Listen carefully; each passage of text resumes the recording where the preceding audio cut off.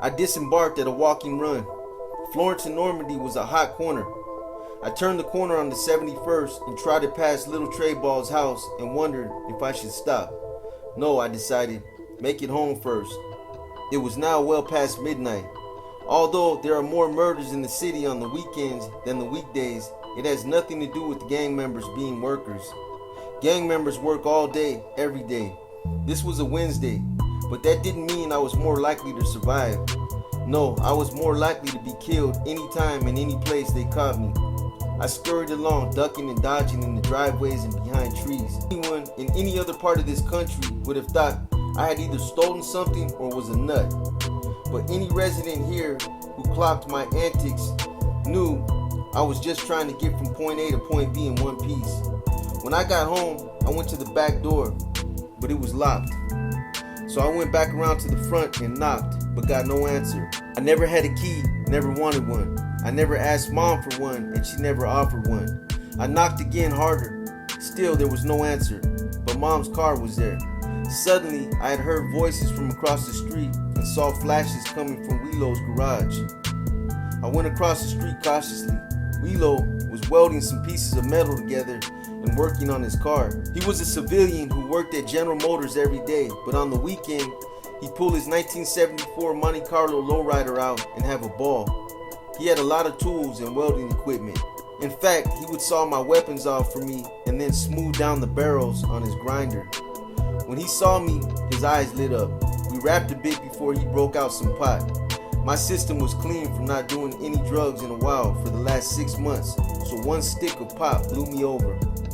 When I finally jetted back across the street, I was really on paranoid. I banged on the door now. Bam, bam, bam. I was doing the get the fuck up, it's the police knocks. Bam, bam, bam. And that's who Mom thought it was, because before they had come to my cell with the search warrant, they gone to my house. Not believing Mom when she told them that I was already in jail, they still made her come out of the house and get on her knees on the front lawn like a common criminal. I saw her now, peeking from behind the curtain. She couldn't recognize me, so she hit the porch light, splashing me with light. I freaked and bent down to avoid incoming rounds. The light, I shouted, pointing, turn out the light, Mom. Hearing my voice, she finally registered who I was. Just as abruptly as I was splashed with light, I was now doused with darkness. The light was screaming, here he is, but the darkness said, shh, it's alright, it's alright. Mom opened the door slowly, after undoing more locks than I ever remember having seen on that door. Hi, Mom, I said with the dopey marijuana smile. I know she smelled it all over me. You know they're going to come get you, don't you? She said with the look of, why you keep doing this to me like this? Who? The police, that's who. For what? I ain't done nothing. Boy, you done broke out of jail. Nah, Mom, I beat my case. They let me out. Mom assumed that because I was 16, she had to come and get me like always. But I was not in juvenile hall anymore. In the juvenile tank, they just let you go. Boy, are you sure? She asked accusingly. Cause I can't take them trigger happy fools running up in here treating me like no thug. I work too hard for that shit, you hear me? Yeah, I hear you, Mom, I said with my head down, wandering the length of the hallway like, damn, ain't nothing changed, I see. You been to see Sean? I asked, trying to get her off my back. Yes, I went last weekend. You know they gave him 36 years of life, my poor baby. Uh-oh, I thought, here it comes. Mom, I'm tired, I need some sleep. You need to stop smoking that goddamn weed, she hollered after me as I walked down the hall.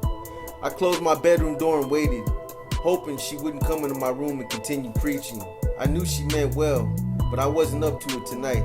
I wanted to be loved, to be missed, to be wanted, not scolded. Now I was angry. I changed into my combat black, went out the window and into the garage. In a bag under the old chest of drawers, I had a .45 automatic that I had gotten from AC Rabbit, our Korean homeboy before my capture. The .45 had only 2 shells in the clip. I went across to Wilo's and he gave me 8 more shells. I got on Little Monster's new 10-speed and rode quickly toward Brim Hood, all the while cursing about my mother's disregard for my feelings, never questioning mine for hers. From 69th to 62nd, I pumped furiously, needing to shoot somebody, eager to vent my anger. Rounding the corner on 62nd and Denker, I encountered what looked to be like Rounding the corner on 62nd and Danker, I encountered what looked to be two couples sitting on the back of a car playing oldies, hugging, being lovers. I slowed my pace and gave them the most evil mad dog stare I could come up with. All four turned their heads and I'm almost sure prayed that I kept going. I made a tight circle in the street to see if any one of them were looking at me, but none were. I pedaled on toward Howdale. When I found no one there, I doubled back, noticing that the couples had vanished. I pedaled up to 62nd to the other side of Brentwood by Harvard Boulevard. Getting halfway up the block, I noticed a furtive move to my left in my peripheral vision. Turning abruptly in the direction of the movement, I grabbed for my weapon. Before I could draw, the movement shot out of the shadows like fluid. Damn, I said to myself, a cat.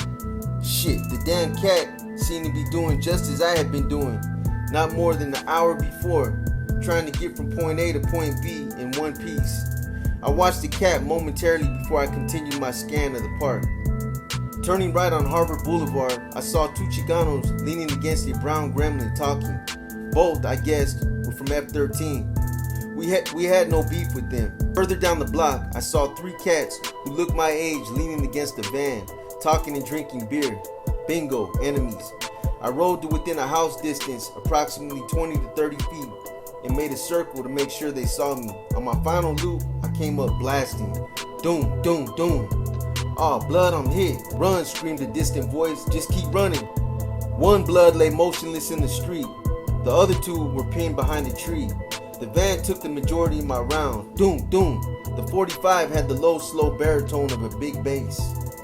When I heard no other noise, I took off, retaining one round, pedaling as quickly as possible straight down Harvard, across Gage Avenue, and into the peripheral interior of my hood. I felt like a Native American on horseback retreating back to my camp after slaying the enemy. I made a left on 67th Street and relaxed a bit. On Danker, I turned right and made my way home. I put the bike in the garage and entered the house. I went to my room and fell asleep. I slept very well. You may tie your shoes in the morning, but the mortician may untie them at night, Alma, Crazy D's mother, was telling us as we waited for D to gear up.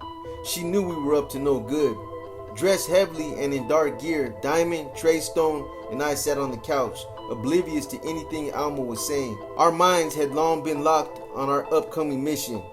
For once in a long time, we had gained the initiative in the conflict with the 60s. We knew we had to keep up the pressure. Tonight would be yet another offensive strike in a series of military maneuvers we had been conducting in the 60s hood to wear down their resistance. We had made so many successful runs in and out of the 60s that we arrogantly began calling ourselves the Demolition Squad. We had been seen so often by so many civilians that as of late, we were getting waves and head nods. We simply waved back. Our missions were successful largely because we had logistical help from the LAPD crash units. For 4 nights in a row, we had been getting helpful hints from our friends in blue, as they like to refer to themselves. But they quickly add, we are from the 77th Street gang, which just happens to not get along with the rolling 60s. Ignorant, very eager, and filled with a burning hatred for the enemy, we ate that shit up. We never realized that the 77th Street gang didn't get along with anybody in the New African community. Hey monster, a tomato-faced sergeant said, I tell you, them goddamn 60s are talking about murdering you on sight. Oh yeah, who? Petey, Scoop, Kiki, and a few others. If I were you, I'd keep my gun close at hand, cause those boys seem mighty serious. Yeah, well fuck the 60s. They know where I'm at. Yeah, but do you know where they are? I mean right now. Nah, you? Then calling me to the car in a secretive manner, he said, they on 59th Street and 3rd Avenue. All the ones I just mentioned who've been bad-mouthing you. I was just telling my partner here that if you were there, they'd be scared shitless. If you get your crew and go now, I'll make sure you are clear. But only 15 minutes, you got that? He added with a wink and a click of the tongue. Yeah, I got it. But how I know you ain't set me up? If I wanted to put you in jail, monster, I'd arrest you now for that gun in your waistband. Surprised, I said righteous and stepped away from the car. We mounted up and went over to 59th and 3rd Avenue. Sure enough, there they were. and just as he had said, we encountered no police. This was our 5th night out in collaboration with our friends in blue. We had a 22 Magnum that shot 9 times. I had loaded it myself with long hollow points, but first we went in search of a car to use on the mission. Once the vehicle was secured, we go and get more heavy weaponry from the mission.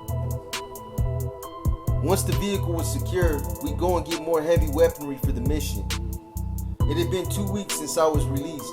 China was complaining that I didn't spend enough time with her, that all I did was think about the 60s. Since little GC's capture for the murder, she seemed to have lost some of her ability to be confrontational with the enemy. She still walked, talked, and dressed gangster, but since my release, she had not gone on one mission with me. In 1980, she was putting in much work. Now she wanted to be loved in a way that I could not approach seriously. I loved her for sure, but I was far from being a romantic. I felt threatened by romanticism, thinking that perhaps I'd like it more than banging, so I shined away from it. So much had happened since the start of the conflict. Before the war, we, as a set, were more like a family than a gang. Picnics, collective awareness, unity, and individual freedom abounded. Sure, we struck out at foes, but it was all in keeping with the traditional red and blue rivalries. Business, strictly business. We had 1 dead, 1 wounded. Now in 1981, we had 3 dead at the hands of the 60s and too numerous to know, wounded. As soon as the war started, freak accidents seemed to befall us. Cocaine was killed by Mexicans in a burglary attempt. Bam was allegedly killed by one of our own. Dirty Butch was run over by a car. DB was stabbed to death by a wino. Some bounty hunters kicked in JoJo's door and shot his mother and brother. Also, many had been captured. GC was given 15 years to life. Big Spike, Dumps, Fred J, and Little J received sentences ranging from 4 years to 25 years to life. Madbone had been captured for murder and given 7 years straight.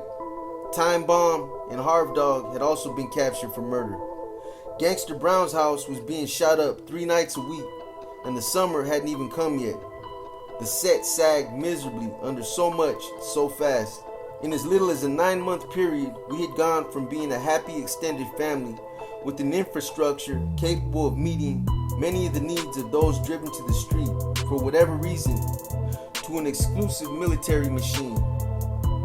By June 1981, those who had stuck it out were well-seasoned veterans who could be compared to long-range reconnaissance patrol soldiers in Vietnam. There was nothing else for us but war, total war. After no success whatsoever in finding a vehicle to commandeer, Crazy D, Trey Stone, Diamond, and myself found ourselves clear up in the rolling 90s. Not one of our more cordial neighbors, before we decided to double back toward the hood. Diamond was in control of the strap. We walked down the adjacent alley off Western Avenue in twos, ever on alert. When we got to 89th Street, we crossed Western hoping to catch a victim in the Thrifty's parking lot. There were none. We decided to try St. Andrews Park. We walked the length of St. Andrews to 87th Street, and there we found a civilian waxing the custom van. Just the thing we needed, a van. This meant more shooters could be secreted inside. More shooters meant more deaths. We stepped to the victim. "Hey man," I began spiritedly as if I were really impressed by his van. "This is a clean van." "Yeah, you like it?" said the civilian, who stood about 6'3" and looked to weigh about 300 pounds. "Hell yeah," said Trey Stone. The civilian then took in our attire and demeanor and, amped on adrenaline, looked everywhere but at his van. "Yeah, I work for my things," he said nervously, and then, as if expecting something, he added, "Too hard." At that, Diamond swung into motion. It all seemed rehearsed. We had done it so many times. One step back, draw the weapon, and instruct the Vic to lie down on his stomach. Then either Trey Stone or I would frisk the Vic, taking anything he had. We treated the women much better than the men. We never raped the women, nor would we take their whole purse. Oh man. But this time when Diamond swung into motion, his action was countered, as if the Vic was a mind reader. When Diamond made his step backward, the Vic took 1 step forward. and when Diamond reached for his waistband to retrieve the strap, the Vic pounced on him with all of his height and weight. Diamond went down as if he wasn't even in the Vic's way. D, Trey Stone, and I moved with alacrity to aid the homie who is now being pummeled by the Vic, who was screaming something about him working too hard for his shit. Somehow, Diamond managed to wiggle free from the Vic. He did so on his own because the head blows we were delivering to the Vic seemed to do little. The man had gone crazy on us. When Diamond jumped up, looking like a frightened boy who had just seen a ghost, he started backing away, mouthing something that we could not catch. The Vic began to turn his big frame in our direction.